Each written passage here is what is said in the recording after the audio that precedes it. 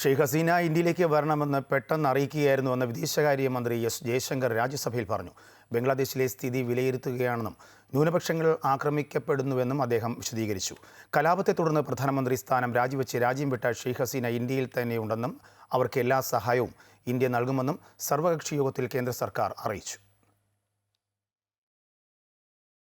ബംഗ്ലാദേശിലെ സ്ഥിതി വിലയിരുത്തുകയാണെന്ന് വ്യക്തമാക്കിയ വിദേശകാര്യമന്ത്രി എസ് ജയശങ്കർ ബംഗ്ലാദേശിൽ ന്യൂനപക്ഷങ്ങൾ ആക്രമിക്കപ്പെടുന്നുവെന്നും അതിർത്തിയിൽ ജാഗ്രത പാലിക്കാൻ നിർദ്ദേശം നൽകിയെന്നും കൂട്ടിച്ചേർത്തു.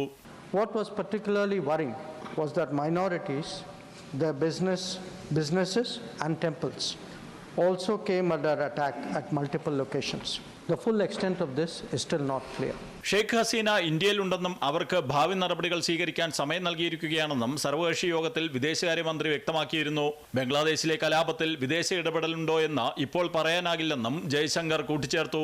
ബംഗ്ലാദേശിലെ സൈനിക നേതൃത്വവുമായി ബന്ധപ്പെട്ട് വരികയാണെന്നും സർക്കാർ വ്യക്തമാക്കി.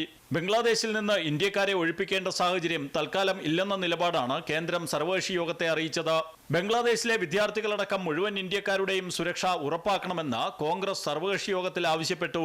ബംഗ്ലാദേശ് വിഷയത്തിൽ കേന്ദ്ര സർക്കാർ നടപടികൾക്ക് കോൺഗ്രസ് പിന്തുണ അറിയിച്ചു. പ്രതിപക്ഷ നേതാവ് രാഹുൽ ഗാന്ധി, AICC സംഘടനാ ജനറൽ സെക്രട്ടറി KC വേണുഗോപാൽ എന്നിവർ സർവകക്ഷി യോഗത്തിൽ കോൺഗ്രസ് പ്രതിനിധികളായി പങ്കെടുത്തു. അമൃത ന്യൂസ്, ന്യൂഡൽഹി.